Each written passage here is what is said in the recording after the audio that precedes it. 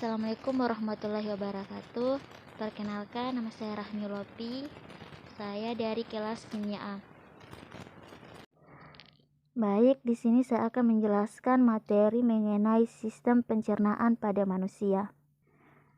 Yang pertama yaitu pengertian sistem pencernaan. Sistem pencernaan merupakan sistem yang memproses, mengubah makanan, dan menyerap sari makanan yang berupa nutrisi-nutrisi yang dibutuhkan oleh tubuh.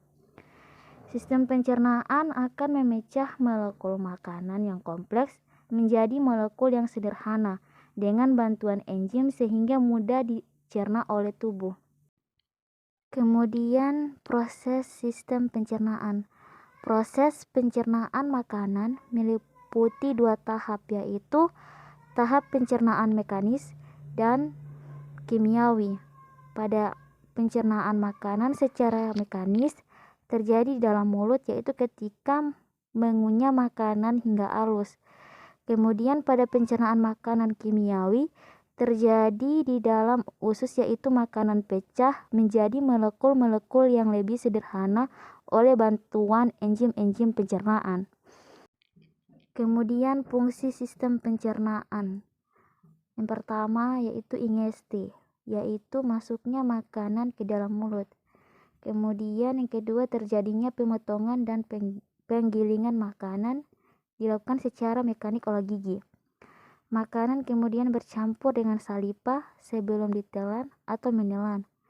Kemudian yang ketiga yaitu peristalsis, yaitu gelombang kontraksi otot polos involunter yang menggerakkan makanan tertelan melalui saluran pencernaan.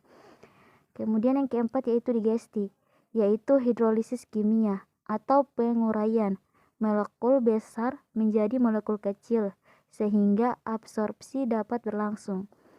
Kemudian yang kelima yaitu absorpsi, yaitu penggerakan produk akhir pencernaan dari lumen saluran pencernaan ke dalam sirkulasi darah dan limpatik sehingga dapat digunakan oleh tubuh. Kemudian yang terakhir yaitu egesti atau defekasi, yaitu proses eliminasi zat-zat sisa yang tidak dicerna, juga bakteri dalam bentuk feses dari saluran pencernaan. Kemudian selanjutnya yaitu organ-organ pencernaan manusia.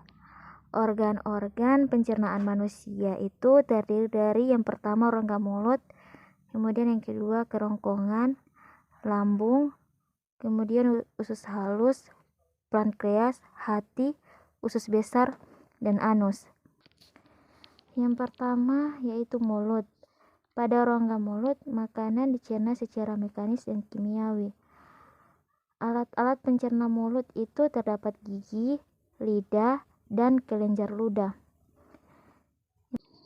Pada alat pencerna mulut pada bagian gigi merupakan alat pencernaan yang bertugas secara mekanik.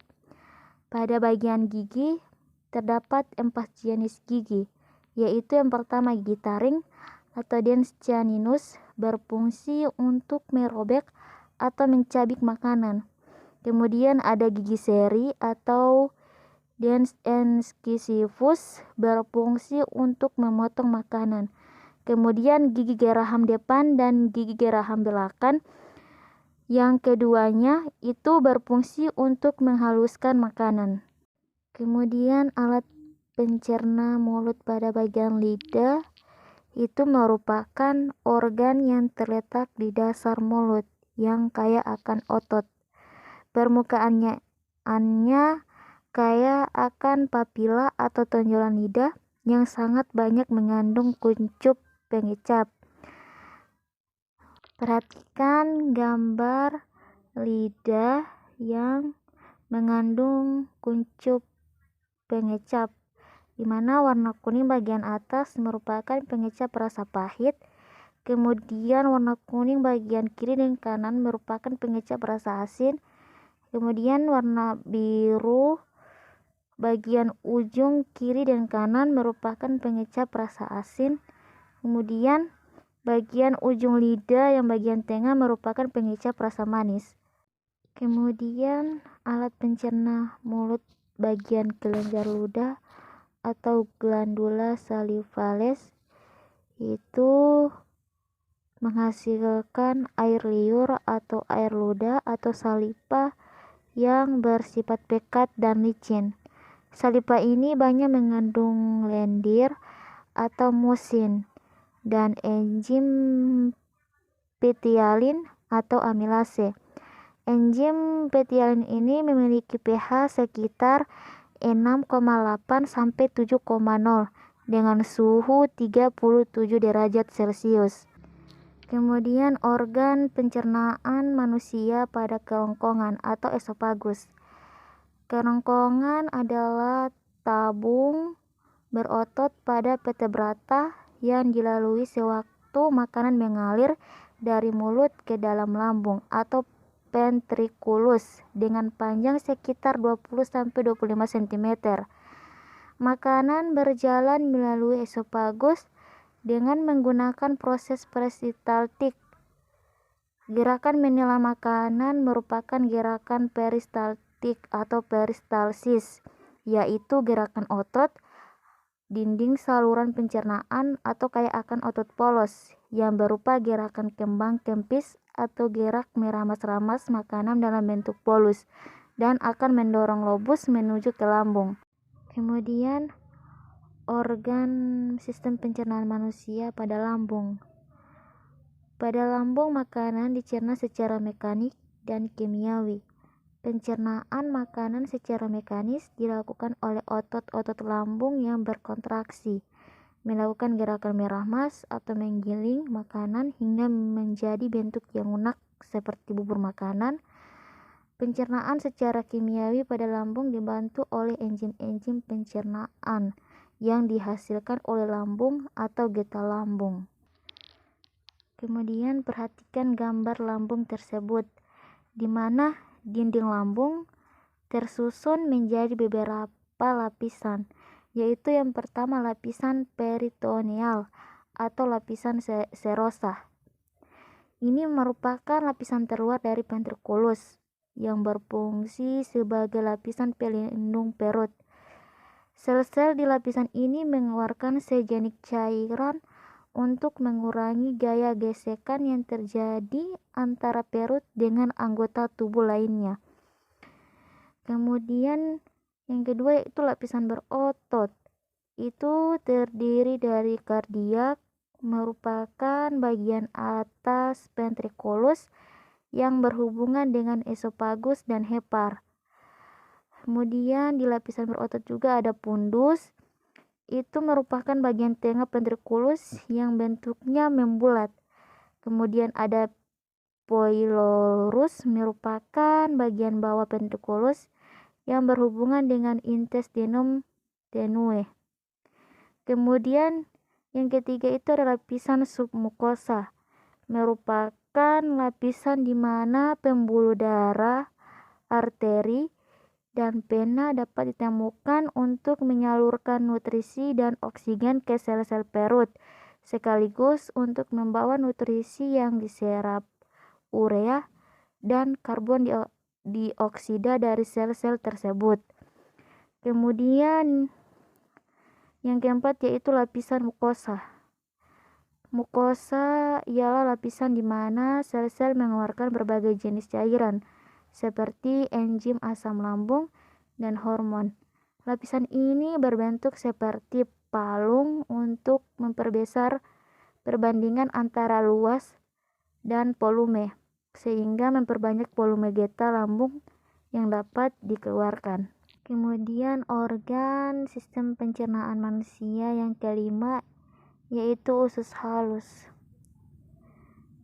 Usus halus merupakan saluran panjang sekitar 8,25 meter dan dibagi menjadi 3 bagian utama, yaitu yang pertama usus 12 jari atau duodenum, panjangnya sekitar 1/3 meter. Di dalam usus 12 jari terjadi pencernaan makanan dengan bantuan getah pankreas. Getah pankreas dihasilkan oleh kelenjar pankreas Kemudian geta pankreas mengandung enzim-enzim pencernaan seperti yang pertama enzim amilase, berfungsi mengubah amilum menjadi maltosa atau monosakarida. Kemudian yang kedua itu enzim tripsin, mengubah pepton menjadi asam amino. Kemudian yang ketiga enzim lipase, mengubah lemak menjadi asam lemak. Selain dibantu oleh geta pankreas yang menghasilkan enzim-enzim pencernaan, proses pencernaan makanan di usus halus juga dibantu oleh geta empedu yang dihasilkan oleh hati. Fungsi geta empedu antara lain yang pertama mengemulsikan lemak agar mudah diserap oleh tubuh menjadi asam lemak. Kemudian memberikan zat warna kecoklatan pada makanan yang sedang dicerna. Kemudian yang kedua yaitu usus kosong atau jejunum. Di dalam usus kosong kembali terjadi pencernaan makanan secara kimiawi dengan bantuan enzim-enzim. Pencernaan lainnya yaitu enzim maltase berfungsi mengubah maltosa menjadi glukosa. Kemudian enzim sukrosa berfungsi mengubah sukrosa menjadi glukosa dan fruktosa. Kemudian enzim laktase berfungsi mengubah laktosa menjadi galaktosa. Kemudian yang ketiga yaitu usus penyerapan atau ileum. Usus penyerapan adalah tempat penyerapan sari-sari makanan, di mana zat-zat gizi pada makanan seperti karbohidrat, protein, lemak, dan vitamin diserap di usus penyerapan pada bagian yang disebut villi. Di bagian villi inilah tempat sari-sari makanan di usus halus diserap. Villi banyak mengandung pembuluh darah yang berfungsi untuk mengedarkan sari-sari makanan yang telah diserap ke seluruh tubuh melalui darah. Kemudian organ sistem pencernaan manusia yang ke-6 yaitu pankreas.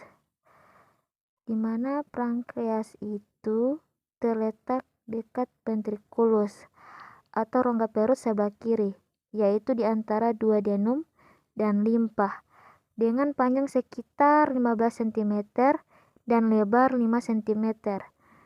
Kemudian kelenjar pankreas menghasilkan hormon insulin yang berfungsi untuk mengatur atau menurunkan kadar gula dalam darah. Kemudian pankreas berfungsi untuk menghasilkan geta pankreas yang banyak mengandung enzim. Enzim tersebut yaitu amilopsin atau amilase. Pankreas berfungsi untuk mengubah amilum menjadi maltosa.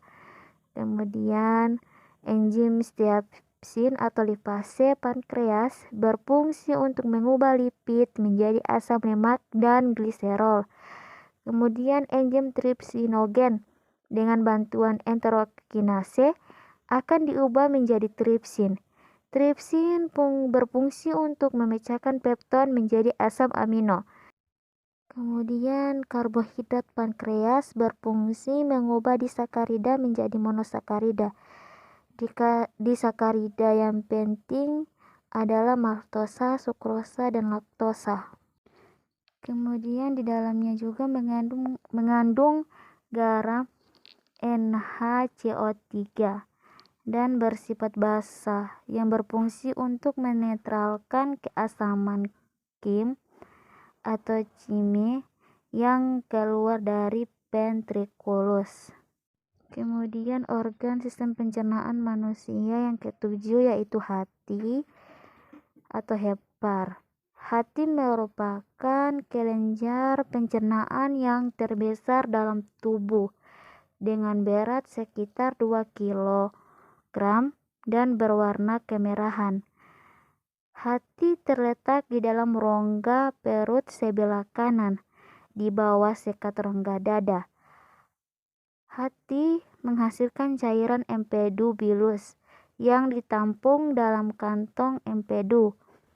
Setiap hari vesika velea atau kantung empedu menghasilkan 0,5 liter cairan empedu.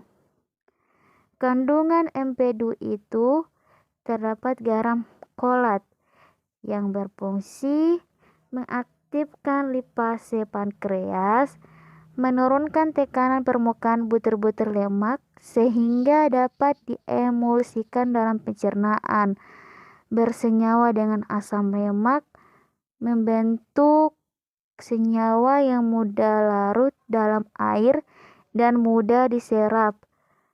Kemudian kandungan empedu dalam hati terdapat natrium karbonat, berfungsi mengatur keasaman empedu sehingga membuat pH empedu menjadi 7,1 sampai 8,5. Kemudian kandungan empedu pada hati itu juga terdapat kolesterol, merupakan lemak netral yang memiliki daya larut sangat kecil dalam air. Kemudian merupakan prekursor dari aktivitas steroid seperti vitamin dan hormon. Empedu menghasilkan zat warna empedu atau bilirubin dan biliverdin, garam empedu. Fungsi empedu itu yang pertama untuk mengemulsikan atau memecahkan lemak, kemudian membunuh kuman-kuman dalam saluran pencernaan bagian atas. Kemudian organ sistem pencernaan manusia yang ke-8 yaitu usus besar. Usus besar atau duodenum merupakan saluran panjang dengan permukaan dinding yang mengalami penyempitan dan penonjolan serta merupakan terusan dari usus halus. Panjang usus besar itu kurang lebih dari 1/2 meter dengan lebar 5-6 cm. Bagian-bagian usus besar yaitu yang pertama ada sekum, merupakan pertemuan antara usus halus dan usus besar. Pada bagian ujung sekum terdapat tonjolan kecil yang disebut umbai cacing dengan panjang 6 cm. Seluruhnya ditutupi oleh peritoneum, mudah bergerak walaupun tidak mempunyai mesentenium dan dapat diraba melalui dinding abdomen pada orang yang masih hidup. Kemudian ada usus buntu. Usus buntu adalah suatu kantong yang terhubung pada usus penyerapan serta bagian kolong menanjak dari usus besar. Organ ini ditemukan pada mamalia, burung, dan beberapa jenis reptil. Sebagian besar herbivora memiliki sekum yang besar, sedangkan karnivora eksklusif memiliki sekum yang kecil. Kemudian ada kolon atau usus tebal, merupakan bagian yang lebih tebal dan menyempit dengan banyak tonjolan pada bagian permukaannya. Kemudian organ sistem pencernaan manusia yang terakhir yaitu anus atau lubang pelepasan. Anus merupakan lubang pada ujung saluran pencernaan yang menghubungkan rektum dengan dunia luar atau udara luar. Kemudian anus terletak di dasar pelvis. Di anus terjadi proses perjalanan terakhir dari feses yang telah dibentuk di kolon. Proses pengeluaran feses melalui anus disebut defekasi. Kemudian pada anus ini memiliki dinding anus yang diperkuat oleh 3 sphincter. Yang pertama sphincter ani internus atau bekerja tidak menurut kehendak. Kemudian yang kedua itu ada sphincter levator ani yang bekerja juga tidak menurut kehendak. Kemudian yang ketiga ada sphincter ani externus yang bekerja menurut kehendak. Baiklah, itulah presentasi dari saya. Bila ada kekurangan, mohon maaf. Terima kasih. Assalamualaikum warahmatullahi wabarakatuh.